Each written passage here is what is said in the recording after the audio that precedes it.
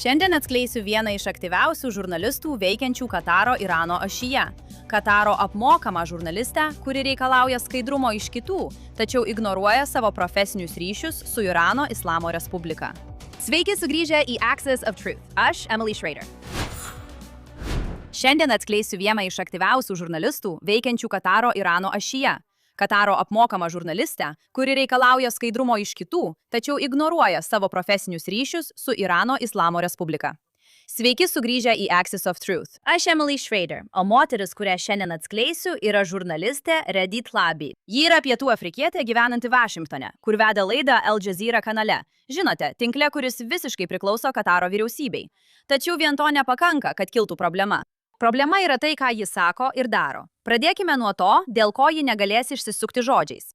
Tlabi viešai ragino AIPAC, Amerikos lobistinę grupę, kurią finansuoja tik amerikiečiai, registruotis pagal užsienio agentų registracijos įstatymą, kuris įpareigoja užsienio vyriausybių vardu veikiančias organizacijas atskleisti šį ryšį. Tačiau AIPAC nėra užsienio lobistinė organizacija. Ji negauna jokio finansavimo iš Izraelio vyriausybės ir nelobuoja užsienio vyriausybės interesų. Tuo tarpu jos pačios darbdavys pažeidžia federalinius įstatymus visais įmanomais būdais. Al Jazeera propagandos kanalas Z kartai AJ+ dar 2020 metais buvo aiškiai įpareigotas JAV teisingumo departamento registruotis pagal tą patį įstatymą. Jie atsisakė tai padaryti. Vis dėlto, Tlabi gauna atlyginimą iš to paties tinklo ir netgi naudoja jį, kad pultų kitus dėl to paties dalyko, kurio jos Kataro darbdaviai atsisakė padaryti. Tuo tarpu Tlabi jau kelis mėnesius savo socialiniuose tinkluose, kuriuose turi daugiau nei 700 000 sekėjų, kartoja seniausias antisemitinės sąmokslo teorijas. Esą žydai slapta valdo žiniasklaidą, bankus, vyriausybę. Pavyzdžiui, pažiūrėkite, ką ji pasakė kovo 21-ąją. Ji paklausė savo sekėjų, ar jie gali pasakyti, kad Izraelio lobis naudoja pinigus ir galią, kad kontroliuotų JAV ir jos įstatymų leidėjus. Ir tada ji pati atsakė į savo klausimą teigiamai.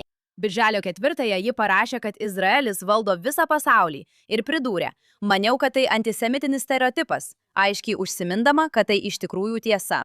Dar juokingiau, kai Pietų Afrikos vyriausiasis rabinas Warrenas Goldsteinas atsisakė pasmerkti Izraelį, Tlabi jį pavadino skaldančiu, neapykantos kupinu žmogumi. Ji taip pat apkaltino jį kurstant baimę, kad žmonės manytų, jog žydams gresia pavojus iš mūsų visų pusės. Dabar jos vartojamas žodynas apie Izraelį taip pat aiškiai parodo, kas ją finansuoja ir kokie iš tikrųjų yra jos tikslai. Ji Izraelį teroristinę valstybę pavadino bent 7 kartus per 4 mėnesius. Ji Izraelio karius vadino laukiniais, ji juos vadino žudikais apimtais psichozės. Ji Izraelį vadino genocidinę valstybę, kuriai vadovauja psichopatai, ir pavadino jį purvu. Tuo tarpu Kataras yra valstybė praktikuojanti šiuolaikinę vergovės formą, o islamo režimas nužudė daugiau nei 40 000 protestuotojų. Tačiau ji niekada nevartojo tokios kalbos nei vienam iš jų, nė karto. Tačiau iš tikrųjų viskas dar blogiau. Praėjusių metų gegužę Tlabi susitiko su liūdnai pagarsėjusia žydų neapykantos skleidėja Francesca Albanese, UT specialiaja pranešėja, kurią JAV vyriausybė skyrė sankcijas dėl jos kampanijos siekiant išduoti TBT orderius Izraelio vadovams. Visą valandą Tlabi leido Albanezei teigti, kad Izraelio pareigūnai plačiai palaiko tariamą teisę prievartauti palestiniečius ir kad Izraelio parlamentas esą svarstė tokią teisę. Tik to niekada nebuvo. Albanezė taip pat teigė surinkusi 300 liudijimų, daugiausiai iš antrų rankų, ir kurių beveik niekas nematė. Tlabi niekada nepaklausė, kiek liudijimų buvo iš pirmų lūpų. Ji taip pat nepaprašė nė vieno vardo ar datos. Bet palyginkite tai su tuo, kaip ji elgėsi su izraeliečiais. Ji gyrėsi, kad kamantinėjo buvusį ministrą Danį Ajaloną dėl to, ką ji pavadino Izraelio veidmainystę, bombarduojant Iraną. O kai ji norėjo atmesti liudijimus apie seksualinį smurtą, kurį Hamas įvykdė spalio 7-ąją, ji reikalavo teismo medicinos įrodymų ir vardų, o jų nebuvimą net išjuokė, sakydama, patikėk, brolau. Prieš 7 mėnesius ji taip pat moderavo pokalbį su Francesca Albanese scenoje per Nelsono Mandelos metinę paskaitą ir viešai gynė Albanese nuo JAV sankcijų, dar prieš tai, kai buvo nufilmuotas jos interviu su Albanese. Tai jau tampa Tlabės elgesio modeliu. Ji asmeniškai moderavo visus 3 svarbiausius Pietų Afrikos užsienio reikalų ministerijos atstovus, kurie visi yra itin ir maniakiškai nusistatę prieš Izraelį ir draugauja su Irano islamo režimu. Milade Pandor, buvusi Dirko ministrė ir ekstremistė, kuri atvirai palaikė politinį smurtą. Zainas Dangoras, tikrasis Pietų Afrikos bylos dėl genocido prieš Izraelį Tarptautinėme teisingumo teisme architektas. Ir tik prieš kelias dienas viceministras Alvinas Bocas Niujorke renginyje, kuriame pagrindinį pranešimą skaitė meras Zoranas Mamdanis, ji nenušviečia Pietų Afrikos užsienio politikos elito. Ji ir Kataras suteikia jiems tribūną pasisakyti. Ir jei vis dar nesate įsitikinę, kad ši propagandistė yra problema, štai kas tikrai turėtų būti paskutinis lašas. Ankstesnėse laidose jau atskleidžiau, kaip Pietų Afrikos telekomunikacijų milžinė MTN yra didžiausia Afrikos mobiliojo ryšio operatorė ir kad MTN valdo 49% įmonės vadinamos MTN. Irancell, kuri yra antra pagal dydį Irano mobiliojo ryšio tinklas, aptarnaujantis 10 milijonų iraniečių. Ji taip pat teikia dalį telekomunikacijų tam tikriems Irano revoliucinės gvardijos padaliniams ir buvo vienas iš tinklų, kurį islamo režimas atjungė žmonėms, kai keliems mėnesiams išjungė internetą. Dabar, nepaisant šio ryšio, Pietų Afrikos pusė tvirtina, kad jie su tuo neturi nieko bendro. Žinoma, tai kaip Tlabi padėjo MTN išsaugoti reputaciją. Visų pirma, ji tiesioginė prasme dirbo MTN prekės ženklo ambasadorė. Ji taip pat parašė straipsnį atvirai ginantį MTN susijusius interesus naujienlaiškyje Africa Unscrambled, kurį leido vyras vardu Filipas Van Newkirkas, buvęs The Mail and Guardian redaktorius, kuris, kaip teigiama, pats turi verslo ryšių su MTN. Kodėl leidėjas turintis komercinių ryšių su MTN publikuoja Tlabi straipsnį, tarnaujantį MTN interesams, ir nei vieni, nei kiti interesai nėra atskleidžiami? Kuriame pasaulyje tai galima laikyti žurnalistika? Taigi štai kokia situacija išryškėja iš šios istorijos. Moteris, kuri iš kitų reikalauja skaidrumo ir sąžiningo atskleidimo, pati paskelbė komentarą, neatskleidusi interesų, ginantį įmonę, kurios finansinė ateitis tiesiogiai susijusi su Islamo Respublikos telekomunikacijų tinklu. Na, ji pati gauna atlyginimą iš Kataro, tos pačios Persijos įlankos valstybės, kurioje įsikūrusi Hamas politinė vadovybė ir kuri palaiko tylų ryšį su Teheranu. Galiausiai noriu atkreipti dėmesį, kad Reddy Tlabi visą tai daro būdama viešne Jungtinėse valstijose, laimingai gyvendama Vašingtone, tuo pačiu vadindama ICE pareigūnų žudikais ir kaltindama Ameriką bendrininkavimu genocido vykdyme. Pažiūrėkite. Mes tai matome čia, Jungtinėse valstijose. ICE tiesiog žudo nekaltus žmonės, studentai yra suimami ir dingsta už tai, kad parašė visiškai nekaltus nuomonių straipsnius apie situaciją, apie genocidą. Aš tai tik vadinčiau, jūs galite vadinti kaip norite, mes šiandien diskutuosime. Aš tik kalbu apie Gazą. Oho, kokia humanistė, tiek daug skausmo rūpinantis kitais žmonėmis. O ISIS tiesiog žudo nekaltus žmonės. Tai tikrai stiprus pareiškimas iš pietų afrikietės. Ypač turint omenyje, kad jos šalyje per pastaruosius 20 metų kasmet vidutiniškai įvykdoma apie 27 000 žmogžudysčių, iš kurių maždaug 8 000 tariamai įvykdo Pietų Afrikos policijos pareigūnai. Kaip patogu, kad jie apie tai nekalba. Na, bet kuriuo atveju, ji taip pat pasinaudojo savo platformą, kad atvirai kurstytų prieš prezidentą Trumpą, teigdama, jog pats karo prieš režimą Irane pagrindas yra nepagrįstas ir yra paranojos pavyzdys. Ta pati administracija jau atšaukė vizas užsieniečiams, kurie džiaugiasi Čarlio Kirko nužudymu. Ir vos prieš kelias dienas valstybės departamentas paskelbė naują politiką, ribojančią užsieniečių, kurie palaiko ar kursto smurtą, arba teikia logistinę paramą ekstremistinėms grupuotėms atvykimą. Valstybės departamentas turėtų atšaukti jos vizą ir nedelsiant ją deportuoti. Ji nėra neutralus balsas nušviečiantis konfliktą. Ji yra šio konflikto dalyvė, finansuojama Dohos, suteikianti tribūną Teherano bendraminčiams ir besinaudojanti šalies, kurią ji nuolat kritikuoja, laisvėmis. Atėjo laikas Tlabi išvykti. Ir dabar 3 Amerikos kariškiai žuvo, 1 vis dar dingęs, o režimas, kuris juos nužudė, pareiškė, kad susitarimo memorandumas yra negaliojantis. Tai ką tai reiškia tam, kas toliau vyks su Irano Islamo Respublika? Na, aš sakyčiau, kad aiškumo yra daugiau, nei galėtumėte pagalvoti. JAV atsakė 9 naktį iš eilės smūgiais į Irano oro gynybos sistemas, pakrančių karinius objektus, IRGC pajėgas, net kai kurią infrastruktūrą. Tuo pat metu režimas apšaudė Kuveitą ir Bahreiną. Dabar Teheranas teigia, kad per naujausią Amerikos smūgių bangą žuvo 50 jų pačių žmonių, o daugiau nei 500 buvo sužeista. Atsakydamas į visą tai, Močtaba Chamenėjus paskelbė pareiškimą, kuris buvo perskaitytas per valstybinę televiziją, įspėdamas, kad Jungtinės valstijos patirs, cituoju, nepamirštamas pamokas. Ir sakydamas, kad pažeidimai, kuriuos padarė pati Amerika, įrodo, jog Trumpo parašas ant supratimo memorandumo yra bevertis ir negaliojantis. Nekreipkite dėmesio į nuolatinius režimo grasinimus nužudyti Trumpą. Ar į tai, kad režimas jau kelias savaitės apšaudo komercinius laivus Ormūzo sąsiauryje, pažeisdamas supratimo memorandumą, bet gerai, tebūnie. Dabar tai iš tikrųjų tas pats modelis, apie kurį kalbėjau prieš 2 savaitės, tik dabar jis ateina tiesiai iš pačios viršūnės. Tai nėra kažkoks IRGC vadas veikiantis savarankiškai, viršydamas tai, ko norėjo vadinami režimo nuosaikieji. Taip pat aukščiausiasis lyderis asmeniškai sužlugdo visą diplomatinį procesą, nes priešingai nei J.D. Vance'as nori, kad amerikiečiai tikėtų, Teherane niekada nebuvo frakcijos, kuri iš tikrųjų ketintų laikyti susitarimo. Ir dabar pats aukščiausiasis režimo vadovas tai pasakė savo žodžiais, tariamai, jei tai iš tikrųjų jis rašo. Tai kodėl režimas, kuris jau 9 naktis iš eilės patiria amerikiečių aviacijos smūgius, vis tiek eskaluoja situaciją, o nepasiduoda, kai visi žino, kad tai karinis konfliktas, kurio jie negali laimėti? Nes tai karas, kurį jų manimu jie gali ištverti ilgiau už kitą pusę. Kiekvieną naktį jie atlaiko smūgį ir vis tiek atsako. Tai įstatymas, kad lėtai didėjantis amerikiečių aukų skaičius galiausiai palauš Vašingtono politinę valią anksčiau nei jų pačių. Ir tas statymas iš tikrųjų veikia geriau nei turėtų. 3 Jordanijoje žuvę kariai padidina bendrą nuo konflikto atsinaujinimo žuvusių amerikiečių karių skaičių iki 17. Turime 6 kariuomenės rezervistus, kurie žuvo per tiesioginį smūgį Kuveite kovo mėnesį, armijos seržantą, kuris nuo sužeidimų mirė po kelių dienų, dar 6 žuvo, kai degalų papildymo orlaivis sudužo Irake, karinio jūrų laivyno pilotas dingo virš Arabijos jūros ir dabar dar 2 žuvo Jordanijoje, o 3 vis dar dingęs. Šis režimas nesiekia nugalėti Jungtinių valstijų kariuomenės. Jis bando išlaukti Amerikos naujienų ciklą. Ir atkreipkite dėmesį, kur jie nusprendė eskaluoti. Ne Izraelį, netiesiogiai Amerikos pajėgas. Jie smogė Jordanijai, Kuveitui ir Bahreinui per tas pačias kelias dienas. Tai sąmoningas bandymas paversti šį karą visų kitų problemą.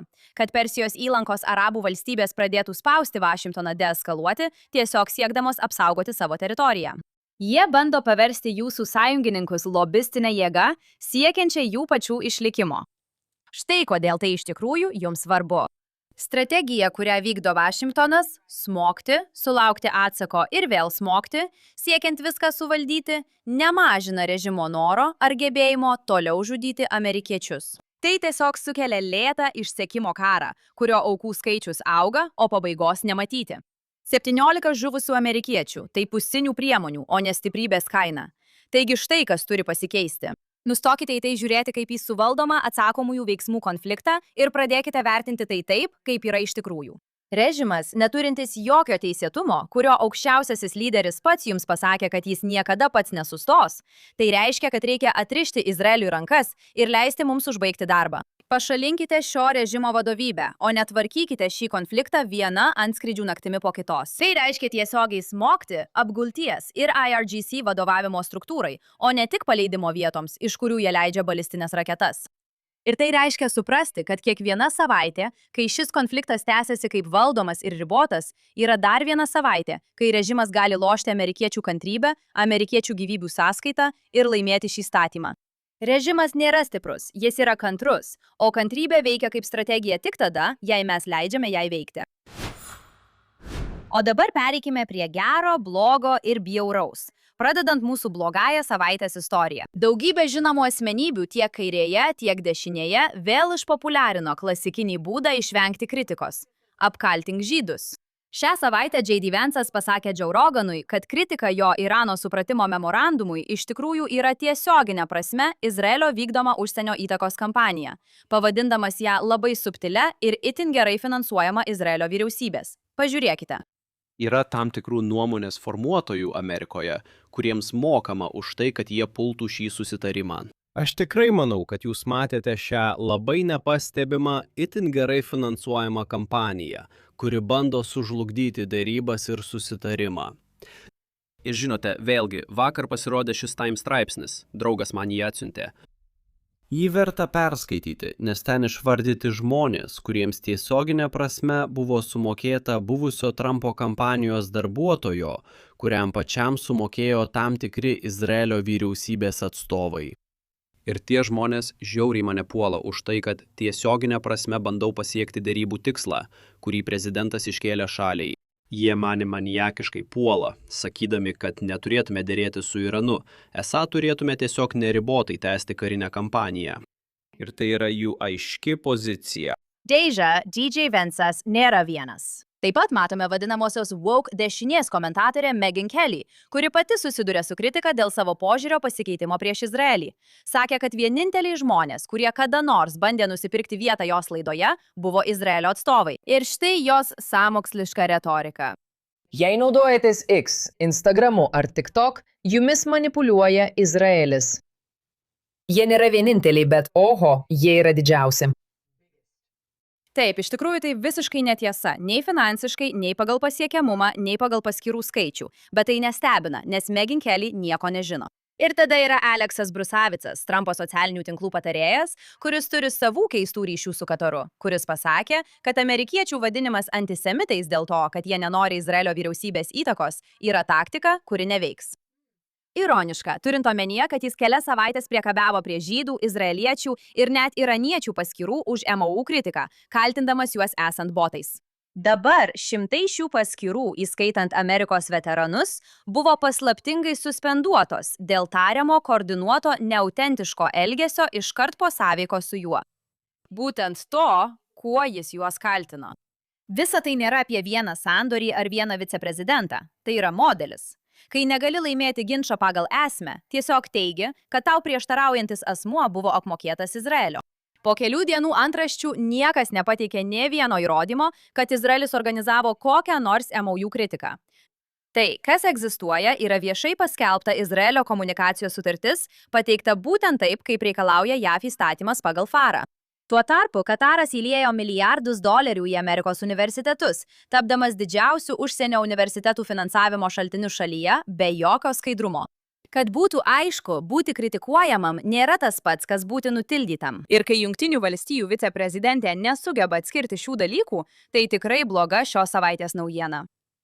O dabar apie negražią istoriją. Niujorko meras grasina areštuoti Izraelio ministrą pirmininką Amerikos teritorijoje. Sėkmės jam su tuo. Pažiūrėkite.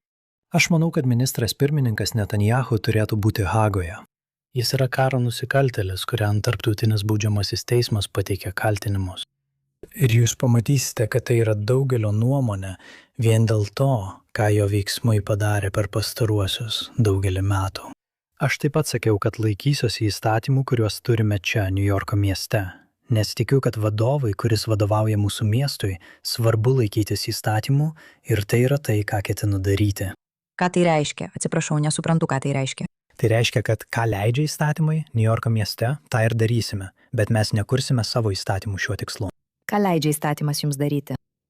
Šiuo metu tai aptarėme su savo teisiniu skyriumi, kad išsiaiškintume, kokių galimybių turime savo savivaldybėje. Šitas vaikinas yra toks idiotas, net skaudu klausytis, kaip jis kalba. Jis tikrai tiki, kad yra, nežinau, kongreso narys ar kažkas panašaus. Žinau, broli, tai ne tavo kaip Niujorko mero darbas. Zauheras Mamdanis tiesioginė prasme šį savaitgalį pasakė The New York Times, kad jo administracija aktyviai svarsto, ar miestas gali suimti Benjaminą Netanyahu, jei jis atvyks į Niujorką rugsėjį į jo tentinę generalinę asamblėją. Tai yra didžiausio Amerikos miesto meras, kalbantis apie demokratiniu būdu išrinkto artimiausio Amerikos sąjungininko artimuosiuose rytuose lyderio suėmimą karo metu. Tarsi tai būtų kažkas, kas bent kiek susijęs su jo pareigomis. Na taip nėra, ir Trumpo administracija jam tai pasakė. JAF ambasadorius Jautė Maikas Voltsas tai pavadino grynu politiniu teatru ir aiškiai paaiškino, kodėl tai negali įvykti. Jungtinės valstijos net nėra Romos statuto, sukūrusio tarptautinį baudžiamąjį teismą, šalys. Jei tie būstinės susitarimas suteikia diplomatinę apsaugą atvykstantiems vyriausybių vadovams. Valstybių vadovų imunitetas galioja, o federalinė valdžia yra aukščiau už bet kokius vietos mero norus.